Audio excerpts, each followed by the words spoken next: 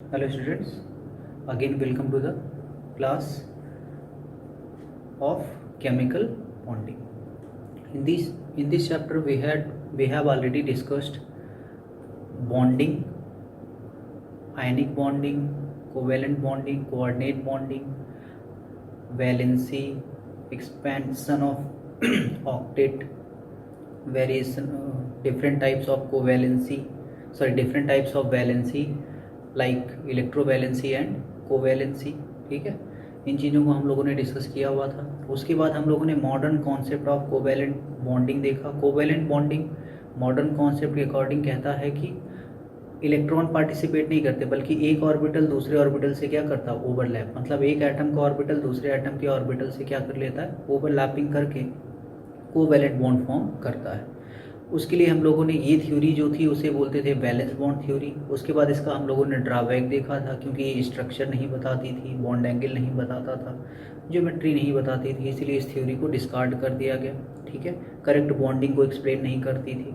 उसके बाद next theory उसी साइंटिस्ट ने जिन्होंने वैलेंस बॉन्ड थ्योरी दिया था, दैट इज पॉलिंग ने नई थ्योरी दी, हाइब्रिडाइजेशन का कॉन्सेप्ट. तो हम लोगों ने हाइब्रिडाइजेशन पढ़ा. उसके अकॉर्डिंग हम लोगों ने देखा हाइब्रिडाइजेशन ज्योमेट्री बताती है और नेक्स्ट क्या बताता था, बॉन्ड एंगल भी. लेकिन एक प्रॉब्लम थी उसके साथ, वो केवल उन्हीं मॉलिक्यूल्स की बताता था जिनमें बॉन्ड पेयर सेम हो और सेंट्रल एटम के पास कोई लोन पेयर प्रेजेंट ना हो. अगर ऐसा नहीं हुआ, अगर मान लो सेंट्रल एटम के पास लोन पेयर प्रेजेंट है, लाइक अमोनिया, वाटर, इन सब में सेंट्रल एटम के पास लोन पेयर है, तो इन मॉलिक्यूल की ज्योमेट्री को हाइब्रिडाइजेशन एक्सप्लेन नहीं करता था. तो उसके ड्रॉबैक को दूर किया कौन सी थ्योरी ने, valence shell electron pair repulsion theory ने, जो कि VSEPR थ्योरी थी. उसमें हम लोगों ने देखा स्ट्रक्चर निकालने का सबसे आसान तरीका, बॉन्ड पेयर लोन पेयर का सम करो, स्टेरिक नंबर मिलेगा, ज्योमेट्री दिखाओ, फिर लोन पेयर की पोजीशन डिसाइड कर दो. लोन पेयर वहाँ जाएगा जहाँ पे स्पेस क्या हो, ज़्यादा हो. अगर सब स्पेस इक्वल है, स्पेस कैसे पता चलेगा इक्वल है कि डिफरेंट, तो हम लोगों ने देखा था बॉन्ड एंगल से. बॉन्ड एंगल अब अगर सभी बॉन्ड से सेम है तो कहीं भी रख दो, डिफरेंट है तो जहाँ पे बॉन्ड एंगल ज़्यादा वहाँ पे लोन पेयर को रखोगे. ठीक, ये तरीका हम लोगों ने देखा हुआ था. इसके अकॉर्डिंग हम लोगों ने बहुत सारे टाइप के शेप्स पढ़े वेस्पर थ्योरी, और उसमें मैंने कुछ क्वेश्चंस आपको दिए थे जिसको सॉल्व करना आपको था. तो वीडियो देख करके आप उस क्वेश्चन को सॉल्व कर सकते हो. इस टॉपिक में हम लोग नेक्स्ट थ्योरी डिस्कस करने जा रहे हैं, that is molecular orbital theory. इसकी ज़रूरत क्यों पड़ी, क्योंकि बहुत सारे मॉलिक्यूल्स ऐसे थे जो डाई एटॉमिक, ट्राई एटॉमिक ऐसे बनाते थे, पॉली एटॉमिक बनाते थे. लेकिन बहुत सारे एटम्स ऐसे थे जो मॉलिक्यूल्स ही नहीं बनाते थे, लाइक He2, Ne2, ये सब मॉलिक्यूल्स क्यों नहीं बनाते, इन चीज़ों का हमारे पास कोई एक्सप्लेनेशन नहीं था. O2 मॉलिक्यूल्स नेचर में वैलेंस बॉन्ड थ्योरी के अकॉर्डिंग वो डायामैग्नेटिक होता है, लेकिन एक्चुअल में वो होता है पैरामैग्नेटिक इन नेचर होता है. उसके मैग्नेटिक नेचर को वैलेंस बॉन्ड थ्योरी एक्सप्लेन नहीं करती, इसीलिए हमें कौन सी थ्योरी की ज़रूरत पड़ी, नई थ्योरी की, that is molecular orbital theory. इसने केवल यही तरह नहीं, और भी ब्रॉड में पूरी ऑर्गेनिक केमिस्ट्री के रिएक्शन मैकेनिज्म इसी पर बेस्ड होते हैं, वो आगे हम लोग 1 बाय 1 करके देखेंगे. तो अभी एक बार हम लोग बेसिक समझने की कोशिश करते हैं मॉलिक्यूलर ऑर्बिटल थ्योरी है क्या चीज़. पहले से ही मैंने लिख रखा है चीज़ों को. एक बात तो आप तो समझ लो, बैलेंस बॉन्ड थ्योरी और इसमें डिफरेंस क्या है, बहुत इंपॉर्टेंट है. बैलेंस बॉन्ड थ्योरी कहती है ऑर्बिटल की ओवरलैपिंग होती है. ऑर्बिटल क्या है, वेव है. हम लोग पिछली वाली क्लास में एटॉमिक स्ट्रक्चर में जान चुके हैं. ऑर्बिटल्स क्या होते हैं, वेव. तो एक वेव दूसरी वेव से जब आएगी, मिलेगी, ओवरलैपिंग करेगी, तो ओवरलैपिंग करने की कंडीशन कितनी होती है, 2. अपने लाइट चैप्टर में पढ़ा होगा फिजिक्स में, जब भी 2 वेव्स इंटरफेरेंस करती है तो इंटरफेरेंस को ही हम लोग क्या बोलते हैं यहाँ पे, ओवरलैपिंग. इंटरफेरेंस करेंगी तो इंटरफेरेंस करने के 2 तरीके, एक तो कॉन्स्ट्रक्टिव होता है, दूसरा क्या होता है, डिस्ट्रक्टिव. कॉन्स्ट्रक्टिव का मतलब एडिशन, उसमें वेवलेंथ जो एम्पलीट्यूड होता है वो बढ़ जाता है कॉन्स्ट्रक्टिव में, और डिस्ट्रक्टिव में एम्पलीट्यूड क्या हो जाता है, कम हो जाता है वेव्स का. और बैलेंस बॉन्ड थ्योरी ने क्या माना था, एक एटम मिला, ओवरलैपिंग हुई उनके ऑर्बिटल के बीच, एक ही ऑर्बिटल बनेगा नया. क्या ऐसा पॉसिबल है, यही डिफरेंस है बैलेंस बॉन्ड थ्योरी और किस में, मॉलिक्यूलर ऑर्बिटल थ्योरी में. बैलेंस बॉन्ड थ्योरी ने केवल कॉन्स्ट्रक्टिव इंटरफेरेंस को लिया हुआ था, कॉन्स्ट्रक्टिव ओवरलैपिंग को लिया हुआ था, डिस्ट्रक्टिव को कंसीडर नहीं किया था. यही प्रॉब्लम थी बैलेंस बॉन्ड थ्योरी के साथ. लेकिन मॉलिक्यूलर ऑर्बिटल थ्योरी ने दोनों कंसीडर किया कि अगर ऑर्बिटल है उस वेव के फॉर्म में होगा, और वेव के फॉर्म में होगा तो ओवरलैपिंग मतलब इंटरफेरेंस करेंगे तो कॉन्स्ट्रक्टिव भी होगा और डिस्ट्रक्टिव. बस यही इसका कॉन्सेप्ट है. उसके बाद कुछ थ्योरी है, मैं एक एक करके आपको समझा दे रहा हूँ, मैंने शॉर्ट में लिखा हुआ है, समझा देता हूँ क्या क्या चीज़ें हैं। सबसे पहली चीज़, मॉलिकुलर ऑर्बिटल कैसे बनेगा, जब एक एटॉमिक ऑर्बिटल दूसरे एटॉमिक ऑर्बिटल पास आएंगे, ओवरलैप करेंगे। मतलब for the formation of molecular orbital atomic orbitals approaches to each other and they combine, मतलब they overlap with each other also. वो फिर क्या कर लेते हैं, ओवरलैप कर लेते हैं, पहली चीज़। दूसरी चीज़, जब ये कंबाइन करेंगे, क्योंकि ये वेव है और वेव को कॉम्बिनेशन जहाँ भी होगा उस चीज़ के लिए केमिस्ट्री में दो थ्योरीज दी गई, जिस थ्योरी के बेसिस पे उसको एक्सप्लेन करते हैं। तो कॉम्बिनेशन LCA O के अकॉर्डिंग हो सकता है या UA। इसका मतलब क्या है, linear combination of atomic orbital. इसका मतलब है यूनाइटेड एटम मेथड। ये आप हायर क्लास में पढ़ोगे, यहाँ पे आपको केवल linear combination of atomic orbital पढ़ना है। लीनियर कॉम्बिनेशन का मतलब एक लाइन में दो वेव्स आएंगी, उनके बीच में क्या होगा, कॉम्बिनेशन होगा। अब बताओ कितने टाइप के हो सकते हैं, दो, कंस्ट्रक्टिव एंड डिस्ट्रक्टिव। इसीलिए मैंने लिखा हुआ है नंबर ऑफ मॉलिकुलर ऑर्बिटल। एक एटॉमिक ऑर्बिटल दूसरा एटॉमिक ऑर्बिटल आएगा तो कितने मॉलिकुलर ऑर्बिटल बनेंगे, दो बनेंगे। मतलब number of molecular orbital equal to number of atomic orbital combined या पार्टिसिपेट। ठीक। दूसरी चीज, two atomic orbital combines to form two molecular orbital. दो एटॉमिक ऑर्बिटल कंबाइन करेंगे तो दो मॉलिकुलर ऑर्बिटल बनेंगे, एक कॉन्स्ट्रक्टिव से दूसरा डिस्ट्रक्टिव से। तो जब कॉन्स्ट्रक्टिव ओवरलैपिंग होगी तो जो ऑर्बिटल बनता है उस मॉलिकुलर ऑर्बिटल का, उसे बोलते हैं BMO, bonding molecular orbital. Destructive overlapping से जो ऑर्बिटल बनता है उसे बोलते हैं anti bonding molecular orbital. Anti bonding molecular orbital की एनर्जी ज़्यादा होती है, बॉन्डिंग मॉलिकुलर ऑर्बिटल की एनर्जी कम होती है। किससे, एटॉमिक ऑर्बिटल से। अभी उसको डायग्राम में दिखाता हूँ। नेक्स्ट आ जाओ, यहाँ पे मैंने देखो एक वेव ले ली, दूसरी वेव ले ली, ये कोई A है, ये कोई B है, दोनों ने ओवरलैपिंग किया। ये इसका एम्पलीट्यूड है, A समझ लो, इसका है B। तो जब यहाँ पे कॉम्बिनेशन हुआ तो एम्पलीट्यूड कितना हो गया, A प्लस B। एक जस्ट तरीका बता रहा हूँ आपको। यहाँ पे एम्पलीट्यूड A है, यहाँ पे एम्पलीट्यूड कितना है B, यहाँ पे देखो एम्पलीट्यूड कितना हो गया, A माइनस B। ये देखो डिस्ट्रक्टिव हो गया। ये पॉजिटिव वाले के साथ कौन सा पार्ट कंबाइन कर रहा है, नेगेटिव वाला, तो कम हो जाएगा एम्पलीट्यूड। तो ये BMO हो गया, ये क्या हो गया, ABMO।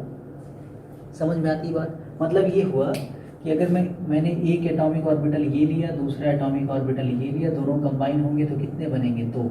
एक BMO बनेगा, एक क्या बनेगा, ABMO। एक कॉन्स्ट्रक्टिव से इंटरफेरेंस से बनेगा, एक कैसे बनेगा, डिस्ट्रक्टिव इंटरफेरेंस से। क्लियर है ये चीज़। और ये देख लो कि एटॉमिक ऑर्बिटल की अगर एनर्जी लेवल है तो BMO की उससे कम है, ABMO की उससे ज़्यादा है। समझ में आती बात। अब जैसे एटॉमिक ऑर्बिटल में आपने देखा था एनर्जी का लेवल था, एक 1s then 2s then 2p then 3s then 3p ऐसे करके था। वैसे ही मॉलिकुलर ऑर्बिटल में भी होता है।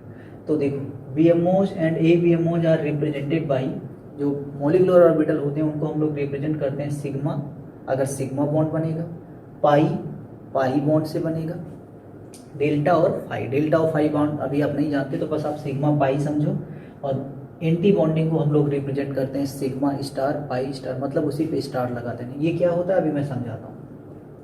Electron in these orbitals are filled according to, वो जो जैसे एटॉमिक ऑर्बिटल में हम लोग किस रूल से फिल करते थे, अफबाउ, पाउली, हुंड, इनका रूल यूज करते थे हम लोग, तो वही यहाँ पे भी यूज करेंगे। इलेक्ट्रॉन इन ऑर्बिटल्स में हम लोग पाउली, हुंड्स और अफबाउ प्रिंसिपल के अकॉर्डिंग करते हैं। ठीक है। अब यहाँ पे मैंने एनर्जी लेवल लिख दिया है, जिसको आपको याद रखना है, जिसको आपको याद रखना है। ठीक। Sigma 1s, sigma star 1s, sigma 2s, sigma star 2s, ये दोनों में कॉमन है। ठीक। N2 तक। ठीक। पाई 2px equal to pi 2py होगा, फिर सिग्मा 2pz, फिर pi star 2px, pi star 2py, sigma star 2pz। N2 तक होगा सिग्मा 2pz, पाई 2px, पाई 2py, pi star 2px, pi star 2py और सिग्मा स्टार 2pz। पाई वाले दोनों इक्वल होते हैं, ये ध्यान रखना। उसके बाद देखो यहीं पे चेंज मिल रहा है, यहाँ पे इस प्लेस में आपको चेंज मिल रहा है। N2 तक में सिग्मा पहले होता है, N2 से आगे तक में सिग्मा पहले होता है, N2 तक में अप टू N2 सिग्मा बाद में होता है, पाई पहले होता है। ये इतनी चीज़ क्लियर है। अब उसके बाद छोटी सी चीज़ और एक दो आपको बताता हूँ मैं, ये थ्योरी क्या क्या करती है।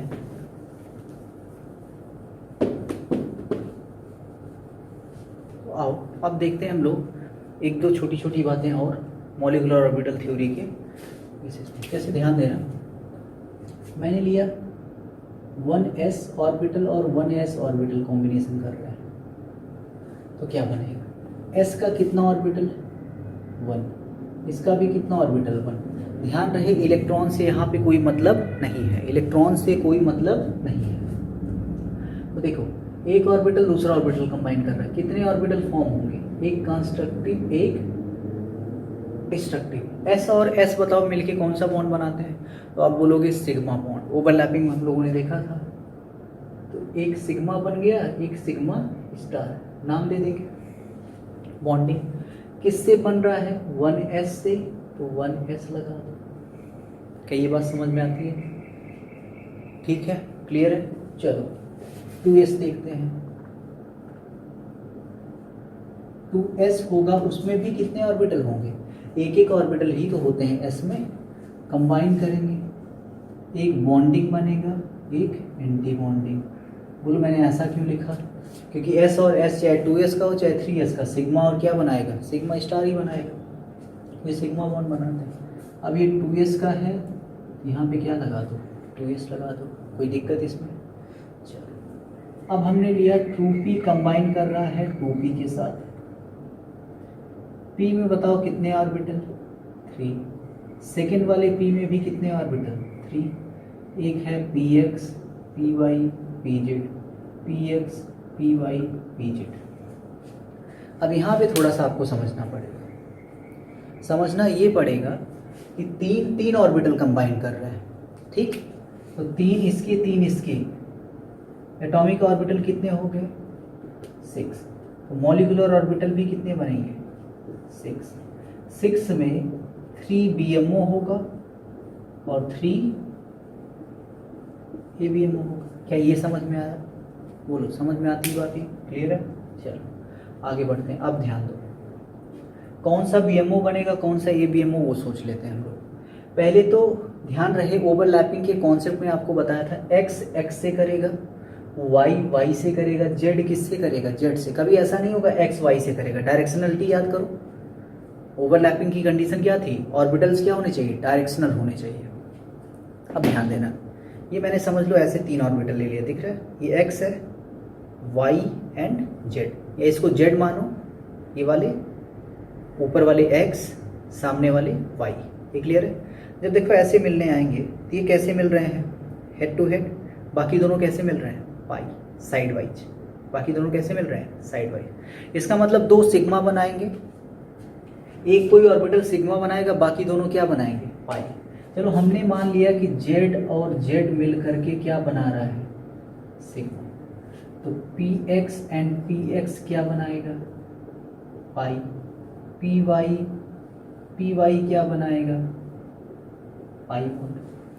मतलब पाई बॉन्ड बन रहा है, एक तो सिग्मा बॉन्ड बन रहा है जो किससे बन रहा है, pz से, एक पाई बॉन्ड बन रहा है जो किससे, px से, पाई फिर बन रहा है किससे, py से।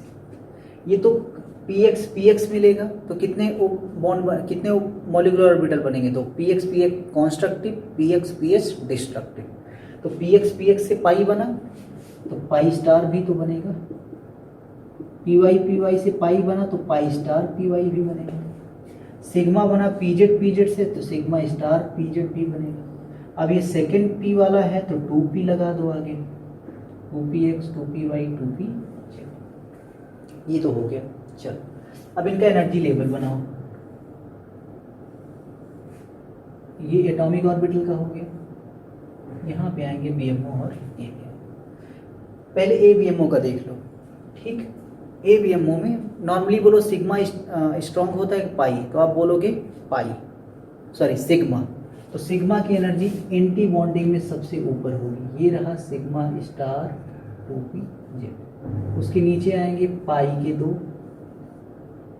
पाई 2px, पाई 2py, बस स्टार लगा देना है, ठीक, ऊपर वाले में कोई चेंज नहीं होगा। अच्छा एक चीज़ और भी है, पाई दोनों इक्वल क्यों है भाई, देख लो, ये दोनों सिग्मा, बाकी दोनों क्या बनाएंगे, पाई, क्या स्ट्रेंथ इक्वल होगी कि नहीं, एक जैसी साइड वाइज, जैसे ये करेगा उसी के अकॉर्डिंग ये भी करेगा, तो लगभग क्या होती है, दोनों इक्वल होती है, ठीक है, इसलिए पाई के इक्वल लिखा हुआ है। अब यहाँ पे देखो, यहाँ पे दो केस बन जाता है, एक बार सिग्मा नीचे होता है पाई ऊपर होता है, एक बार पाई नीचे होता है सिग्मा कहाँ होता है, ऊपर। 2p में ध्यान देना, पाई नीचे सिग्मा ऊपर। यहाँ पे देख लो आप, ये sigma 2pz, this is pi 2px, pi 2py, pi 2px, pi 2py, sigma 2pz, ये बन गया। क्लियर है? ठीक, ये कब के लिए है, ये कब के लिए है, ये वाला कब के लिए है, ये वाला है n2 तक, ये अबव n2।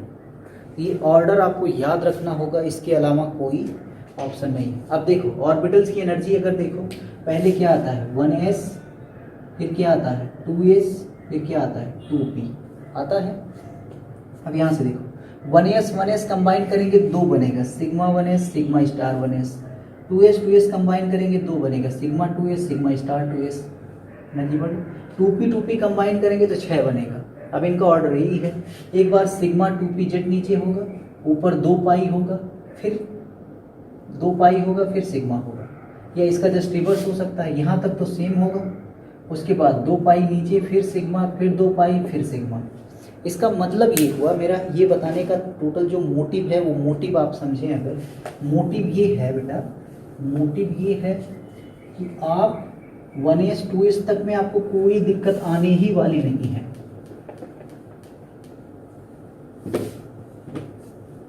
1s 2s तक में आपको कोई दिक्कत नहीं आने वाली है। क्यों नहीं आने वाली है वो समझो आप। देखो sigma 1s sigma star 1s sigma 2s sigma star 2s, ये तो हो ही गया, इक्वल है। इसके बाद ही एक बार आता है सिग्मा 2pz, तो पाई इक्वल पाई, फिर pi star equal pi star, फिर सिग्मा स्टार, ये आता है। एक बार आता है पाई इक्वल टू पाई, फिर सिग्मा, फिर पाई स्टार इक्वल, फिर सिग्मा स्टार। अब देखो यहाँ तक तो सेम है।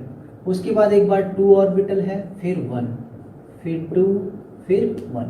यहाँ पे देखो 1 2 2 1। इसका मतलब कोड से याद रखो, कोड से याद रखो, यहाँ तक तो याद रखना है। उसके बाद एक बार होता है 1 2 2 1, एक बार होता है 2 1 2 1 2 1 2 1। तो 1 2 2 1 तब होता है, 1 2 2 1 तब होता है n2 से ऊपर वाले के लिए, n2 से नीचे वालों के लिए 2 1 2 1 होता है, n2 से नीचे वालों के लिए 2 1 2 1 होता है। आई होप ये आपको याद कर लेंगे आप, और याद करना भी पड़ेगा क्योंकि और कोई ऑप्शन नहीं है। ठीक है,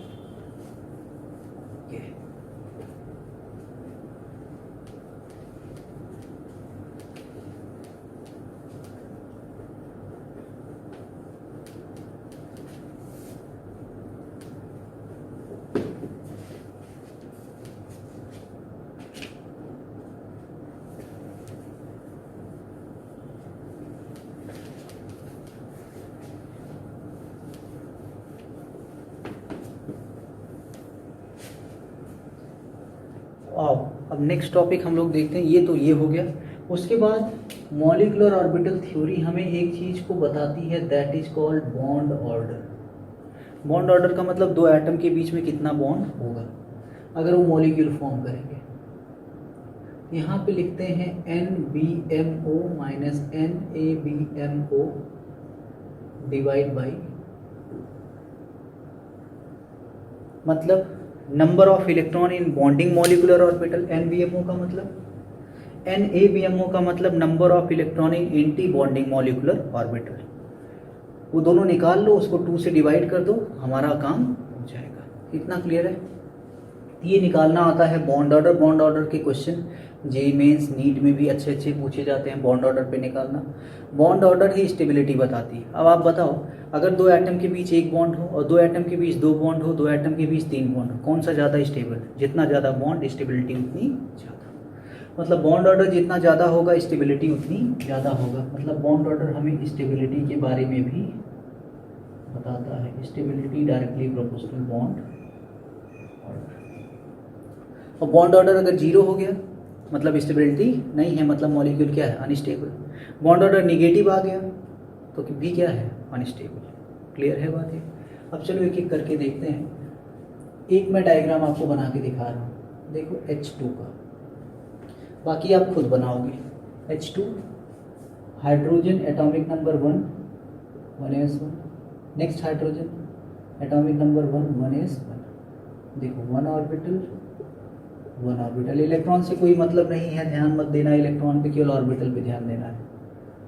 एक 1s का दूसरा 1s कंबाइन होगा, 2 ऑर्बिटल बनेगा, एक BMO एक ABMO, नाम दे दो सिग्मा, सिग्मा स्टार। क्यों दिया सिग्मा? बिकॉज SS ओवरलैपिंग से कौन सा बॉन्ड बनता है, सिग्मा बॉन्ड। ये बन गया। अब ऑर्बिटल डायग्राम बनाने का तरीका समझो। 2 पैरेलल लाइन ड्रा कर लो, इस साइड एटॉमिक ऑर्बिटल, इस साइड एटॉमिक ऑर्बिटल, बीच में मॉलिक्यूलर ऑर्बिटल। यहाँ पे एटॉमिक ऑर्बिटल रखो तो ये कौन सा होगा, 1s, उसी की इक्विवेलेंट यहाँ पे 1s होगा। दोनों देखे इक्विवेलेंट आएंगे। अगर कोई एटम ज़्यादा निगेटिव है उसकी एनर्जी क्या होगी, कम होगी, ये ध्यान रखना, ठीक। क्योंकि इलेक्ट्रॉन डेंसिटी ज़्यादा होती है, उसी के रिलेटिव रिस्पेक्ट में एनर्जी क्या होती है, कम होती है, इलेक्ट्रॉन की ज़्यादा आवश्यकता होती है। ये हो गया, ठीक है। अब इसके बाद समझो, दोनों जैसी ओवरलैपिंग करेंगे, ये तो एटॉमिक ऑर्बिटल का रीजन हो गया, ओवरलैपिंग करेंगे तो एक बॉन्डिंग बन गया, एक क्या बन गया, एंटी बॉन्डिंग। इक्वल डिस्टेंस पे बनेंगे, इनको अटैच करा, इसमें 1 इलेक्ट्रॉन, इसमें 1 इलेक्ट्रॉन, तो इलेक्ट्रॉन की फिलिंग कर दो। इलेक्ट्रॉन की फिलिंग सबसे पहले किस में भरा जाएगा, सिग्मा 1s में। एक ही ऑर्बिटल है, इसकी इक्वल कोई ऑर्बिटल नहीं है तो पहला इलेक्ट्रॉन यहाँ पे। दूसरा, अगर इसकी इक्वल एनर्जी वाला कोई ऑर्बिटल होता तो उसमें जाता, नहीं है तो इसी में।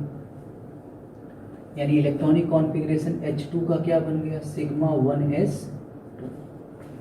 बस इतना लिखेंगे। बॉन्ड ऑर्डर निकाल लो,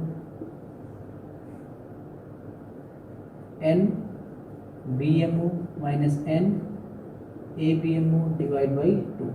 बॉन्डिंग में कितने इलेक्ट्रॉन, 2, एंटी बॉन्डिंग में 0, 2/2 मतलब कितना, 1। मीन्स H और H के बीच कितने बॉन्ड है, 1 बॉन्ड,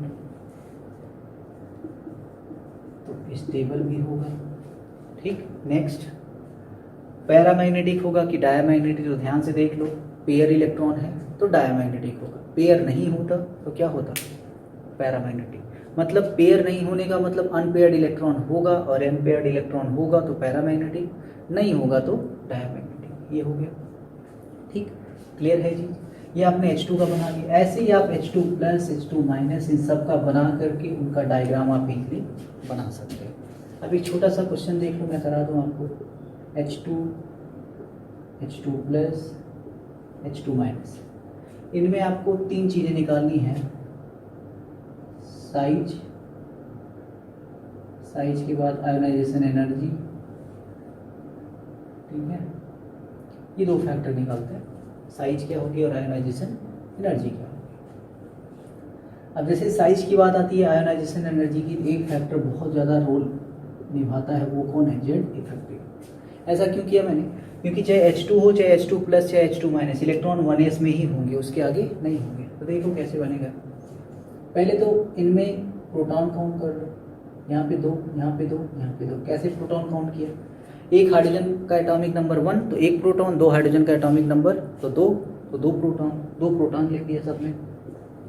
इलेक्ट्रॉन की बात कर लो, इलेक्ट्रॉन कितने बोलो, H2 में तो 2 ही होंगे भाई, H2 प्लस में 1 निकल गया 1, H2 माइनस में 1 जुड़ गया तो 2 में 1 ऐड कर दो, कितना हो गया 3। और जेड इफेक्टिव निकालने का तरीका बताया था, P/E निकाल लो। यहाँ पे कितना आ गया 1, यहाँ पे 2/1 2, यहाँ पे 2/3 0.66। ये होगा, मतलब जेड इफेक्टिव किसका ज़्यादा, H2 प्लस का। तो जेड इफेक्टिव का ऑर्डर लिख लो, H2 plus greater than H2 greater than H2 minus, ठीक है। अब आप मुझे बताओ, जिसका जेड इफेक्टिव ज़्यादा, ये जेड इफेक्टिव का ऑर्डर है, जिसका जेड इफेक्टिव ज़्यादा उसकी साइज कम, उसकी साइज कम, मतलब H2 प्लस की साइज कम होगी H2 से, और उसकी कम होगी H2 माइनस से, दिस इज साइज का ऑर्डर होगा। Next, ionisation energy.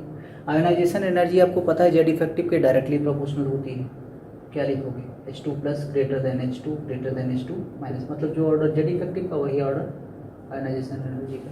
Next stability की बात कर लो। Stability directly proportional bond order. Bond order निकाल लो सबके हाइड्रोजन, इसका कितना आया 2 आया। अगर H2 माइनस बनाओगे तो एक इलेक्ट्रॉन यहाँ आ जाएगा 3, तो इलेक्ट्रॉनिक कॉन्फ़िगरेशन क्या होगा सिग्मा स्टार 1s1, ये H2 माइनस की बात हो गई। यहाँ से निकालो 2 माइनस 1 डिवाइड बाई 2 0.5, और H2 प्लस में एक इलेक्ट्रॉन यहाँ से भी गायब हो जाएगा, तो इसका भी कितना आएगा 0.5, मतलब इन दोनों का बॉन्ड ऑर्डर 0.5 है। तो सबसे ज़्यादा स्टेबिलिटी किसकी H2 की, H2 plus near about equal होता है किसके H2 माइनस। ये हो गया ऑर्डर किसका स्टेबिलिटी का। This is the order of stability. I hope ये क्वेश्चन आप लोगों को समझ में आया होगा। ठीक है, ये था हम लोगों का स्टेबिलिटी और बॉन्ड ऑर्डर का रिलेशन। ठीक है, अब ऐसे ही अगर आप आगे बॉन्ड ऑर्डर निकालते जाओ, बॉन्ड ऑर्डर 1 बाई 1 निकालो सबका, तो क्या क्या आएगा वो हम लोग समझ लेते हैं। बॉन्ड ऑर्डर कैसे हम लोग सबका निकाल सकते हैं। ठीक, एक कोड मैं आपको बताऊंगा, उस कोड से आप easily bond order find out कर सकते हो किसी भी चीज का। ठीक,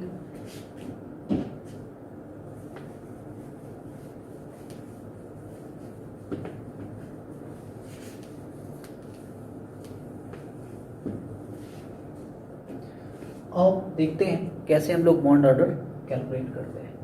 ठीक, ध्यान देते हैं।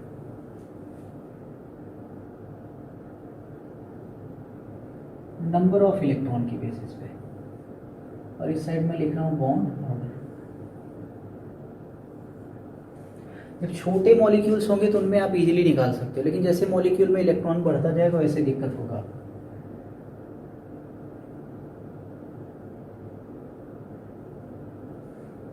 कितना इलेक्ट्रॉन ले लिया मैंने 14 इलेक्ट्रॉन। एक बेस पॉइंट आपको बता रहा हूँ, 14 इलेक्ट्रॉन ले लिया। इसका बॉन्ड ऑर्डर कितना होता है 3। अब जैसे इसमें इलेक्ट्रॉन ऐड करते जाओगे प्लस 1 इलेक्ट्रॉन, बॉन्ड ऑर्डर -0.5 होने लगेगा। मतलब 15 इलेक्ट्रॉन की बात करें तो 2.5, 16 इलेक्ट्रॉन की बात करें 2, 17 की 1.5, 18 की 1। ऐसे निकाल सकते हो आप। यहाँ पर नीचे जाओगे तब भी वैसे ही होता जाएगा। 13 इलेक्ट्रॉन पे आओ 2.5, 12 पे आओ तो 2, 11 पे आओ 1.5, 10 पे आओ 11 पे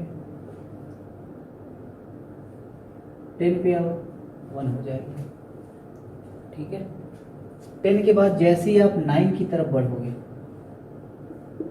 0.5 हो जाएगा। 8 आओगे कितना हो जाएगा 0 हो जाएगा। 8 पे कितना हो जाएगा 0। अब उसके नीचे चलोगे तो क्या होगा, जैसे ही 8 से नीचे आओगे, ध्यान रहे 2, 4 और 8, 2, 4 और 8 इनका, तो मैं यहाँ पे कुछ लिखना चाहूँगा। सबसे पहले 14 देख लो आप, इसका कितना है 3। उसके बाद 2 का याद रखो, 4 का याद रखो, 0 एंड 0। जैसे ही कहीं पे 0 हो जाएगा, उसके नीचे चलोगे इलेक्ट्रॉन ऐड करोगे तो 0.5 बढ़ेगा, और उसके ऊपर चलोगे इलेक्ट्रॉन ऐड करोगे तो 0.5 होगा। अब देखो यहाँ पे 8 है, 8 से नीचे कितना हो 7, इसका बताओ कितना आएगा। 8 से नीचे कितना 7 का, इसका बताओ कितना आएगा। 6 है, उसका कितना आएगा। 4 है, 5, 4, 3, 2। 2 में आप देखा था अभी 2 इलेक्ट्रॉन था हाइड्रोजन में, कितना था बॉन्ड ऑर्डर 1। 3 हुआ था तो कितना हो गया था 0.5। 4 होगा तो कितना हो जाएगा 0। फिर 5 पे आओ, 5 आओगे तो कितना हो जाएगा 0.5। 6 आओगे तो कितना हो जाएगा 1। 6 किसका होता है Li2 का। फिर 7 आओगे तो कितना हो जाएगा 0.5। 8 आओगे तो फिर कितना हो जाएगा 0। ये देखो, ठीक है, समझ में आ रही बात है। तो जैसे ही देखो 8 पे रहोगे तो 0 है, 8 से नीचे आए 7 पे 0.5 हो गया, 6 आए तो 1 हो गया। मतलब जैसे ही एक बार 0 मिल जाएगा उसके नीचे आओगे तो बढ़ेगा, 1 पहुंच गया। फिर 5 पे 0.5, फिर 4 पे 0, तो यहाँ पे आप नहीं समझ पाओगे। इसके लिए क्या है, मैंने वही बोला कि 2 और 4 को याद रख लो। 0 हो गया तो इसके ऊपर जाओगे तो बढ़ेगा, इसके नीचे आओगे तो बढ़ेगा। 0 से ऊपर जाओगे तो बढ़ेगा, 0 से नीचे आओगे तो बढ़ेगा। देखो ये याद रखो। और वैसे भी अगर 0 से नीचे वालों की हम लोग बात करें, 0 मतलब जहाँ तक की बात हो रही 8 तक तो आपको वैसे भी याद रहता है। तो 2 4 8 0, 14 का कितना होता है 3, 8 तक जहाँ पे 0 है उसके ऊपर जाओगे बढ़ेगा, उसके नीचे आओगे तो बढ़ेगा। ठीक, बस 4 और 2 ध्यान रखना 0 होता है। 8 के नीचे जाओगे तो बढ़ेगा 0.5 से पर इलेक्ट्रॉन, 8 के नीचे जाओगे तो बढ़ेगा 0.5 पर इलेक्ट्रॉन, ये बोला मैंने। लेकिन बीच में जब 8 से नीचे जाओगे तो 4 और 2 आएगा, 4 और कितना आएगा 2, उसका 0 रखना है। फिर उससे भी ऊपर नीचे चलोगे तो 0.5 बढ़ेगा। इतना ध्यान रखोगे तो बॉन्ड ऑर्डर से रिलेटेड क्वेश्चन हो जाएंगे। ठीक, ये था हमारा मॉलिक्यूलर ऑर्बिटल थ्योरी। इसने एक चीज़ एक्सप्लेन किया, स्टेबिलिटी को। किस चीज़ को एक्सप्लेन किया? स्टेबिलिटी को। तो ये इतना था बॉन्ड ऑर्डर में और मॉलिक्यूलर ऑर्बिटल थ्योरी में। मॉलिक्यूलर ऑर्बिटल थ्योरी का आप लोग ऑर्बिटल डायग्राम बुक से देख करके बनाने की कोशिश करिएगा। उसके आगे का एक मैंने बना के आपको दिखा दिया था। अब अगर बात करें हीलियम की, कहते हैं स्टेबल नहीं होता है, He2 कितने इलेक्ट्रॉन हो गए 4, sigma 1s sigma star 1s, sigma 1s में 2, सिग्मा स्टार 1s में कितना 2। बॉन्ड ऑर्डर निकालो, 2 - 2 डिवाइड बाई 2 इक्वल टू 0। अब ये क्या हो गया 2 - 2, बॉन्डिंग में 2, एंटी बॉन्डिंग में भी 2, तो 2 - 2 डिवाइड बाई 2 कितना हो गया 0 हो जाएगा। समझ में आती बात? ये क्लियर है? ये है, इसीलिए ये सब के सब क्या होते हैं अनस्टेबल होते हैं। ये सब के सब क्या होते हैं अनस्टेबल होते हैं, नेचर में डाइमेरिक फॉर्म में एग्जिस्ट नहीं करते हैं। तो ये इतना टॉपिक था हम लोगों का मॉलिक्यूलर ऑर्बिटल थ्योरी में। वीडियो के थ्रू और उतना आगे नहीं जाएंगे। आपके कोर्स में जो है होमो डाइएटॉमिक मॉलिक्यूल का बनाना है, मतलब H2 का बना दिया था मैंने, He2 का भी बता दिया आपको, लिथियम का बनाओ Li2, बेरिलियम का बनाओ Be2, बोरॉन का बनाओ B2, कार्बन का बनाओ C2, नाइट्रोजन का बनाओ N2, ऑक्सीजन का बनाओ O2, F2। यहाँ तक आप लोग बनाओगे। अगर जेई नीट की आप प्रिपरेशन करते हो तो आपके लिए CO भी इम्पॉर्टेंट होता है, NO भी इम्पॉर्टेंट होता है। CO का डायग्राम थोड़ा डिफरेंट होता है, बाकी NO, CN- इन सब का डायग्राम एज लाइक N2 होता है, क्योंकि सब में 14 इलेक्ट्रॉन होते हैं। समझ में आई बात? बॉन्ड ऑर्डर निकालना आपको आना चाहिए, उससे रिलेटेड स्टेबिलिटी आपको फाइंड आउट करना होना चाहिए। नेक्स्ट क्लास में हम लोग डिस्कस करेंगे बॉन्ड पैरामीटर, और उसके बाद जो नेक्स्ट टॉपिक होगा, नेक्स्ट क्लास होगा, दैट इज लास्ट क्लास, वो हम लोगों का होगा हाइड्रोजन बॉन्डिंग का। ठीक है, तो बस इतना आज की क्लास में।